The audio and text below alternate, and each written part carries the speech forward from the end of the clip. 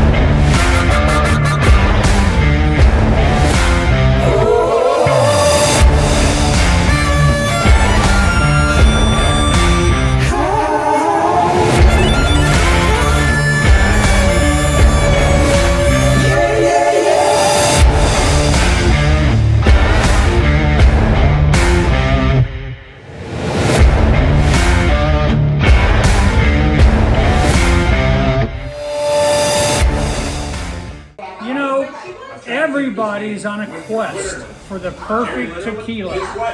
Well, so was I.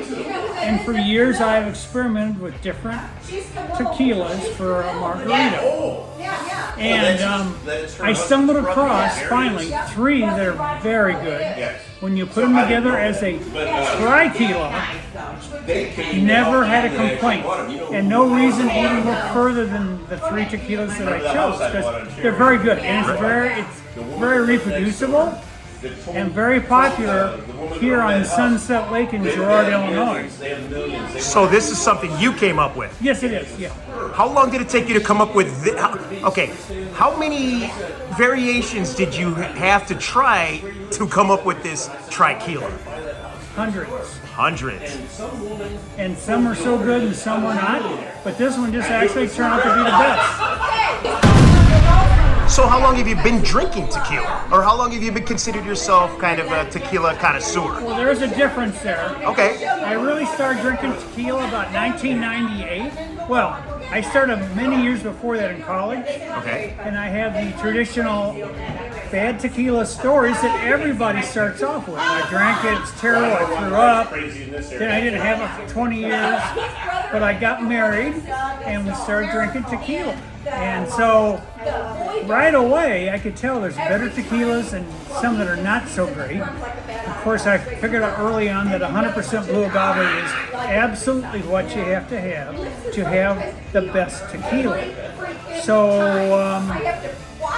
Cuervo makes all types. They make the cheapest tequila, which most people buy and most bars use for their base formula. But then they make some mighty fine tequilas that are 100% agave, blue agave. So I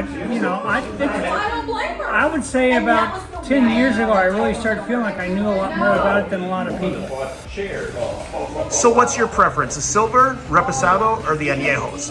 Boy, that's not an easy question, and it's really one I can't answer totally because tequila has evolved. It used to be those 3. Now you have extra añejo. Now you have the stuff that's añejo that is platinum or silver, goes through charcoal. There's all sorts of good stuff. So if you really want to taste true agave, silver's the way to go. Silver's not aged in barrels. They don't pick up other tastes. There's your best chances of taking a taste of blue agave.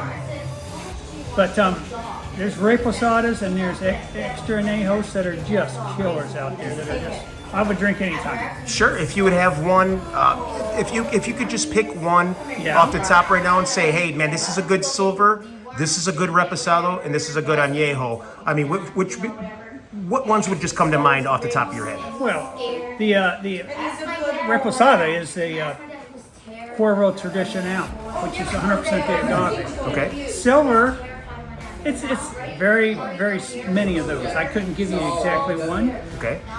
Extra añejo, boy, you just got some fantastic choices out there. And I can't give you one either because there's 19, 20, 42, the Don Julio, which just, it's a little pricey now, but it's so hard to beat. Okay. But then you can also go with even pricier with the Reserva de la Familia Extra Añejo. They run about $200 a bottle.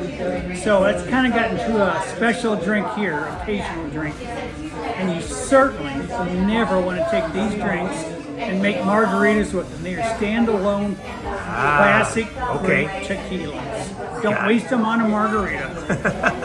Understood. And now, I guess, here's a question everybody's going to want to hear an answer to, and it's one that you may have at the tip of your tongue, you may not. If you had one tequila to drink for the rest of your life, what would that be?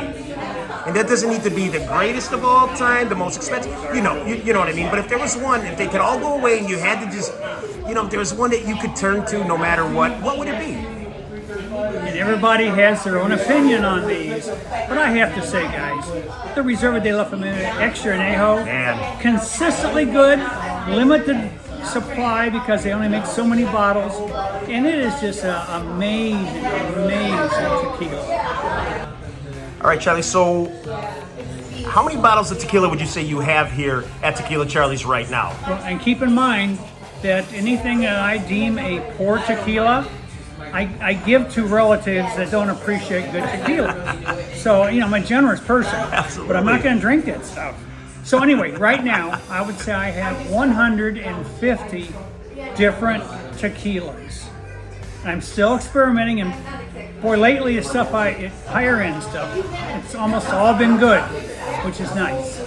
So if somebody was just starting their tequila journey, what would be a good starting point for somebody that says, you know what, I like doing shots, I enjoy tequila, it's okay, but if somebody trying to take maybe that next step into understanding, tequila in general, what kind of advice would you give somebody like that? Well, it is a learning process, and you do want to start off with good stuff, but not the best, because then you don't appreciate it initially.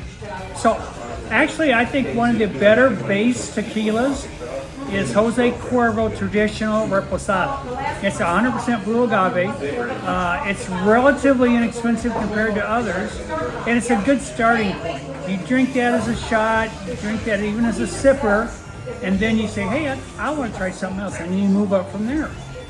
So when you talk about like a beginner, an intro bottle, so to speak, what kind of price range would somebody be looking at? Well, again, the last couple of years have seen tremendous increases in tequila, which is just unfortunate, and especially with the good stuff. So I'm going to say right now, $30 and above will get you basically a good tequila, as long as it's 100% 100% blue agave. Sure. So $30 is about the starting range, and of course, it does go up into the hundreds of dollars. And I've bought a few of those, and those are like special occasion drinks. We've seen a few of them around. There's a few around for sure. Okay, man, it's been a real hot topic in the tequila industry lately. Allocated bottle, hard to find. Fortaleza. What's your take on the Fortalezas? Well, first off, I think that they're great. They're fine. Not the top of my list. Definitely not the bottom. Not even the middle. They're pretty good. Okay. They figured out they have some very good marketing. They make tequilas, a spring blend, a fall blend, and people are paying big dollars for these. Now, personally, I'm not going to have 15 bottles of Fortaleza. There's so many others. Sure. But everyone I've tried is very good, and it just seems like there's a little more hype on these things than they're worth.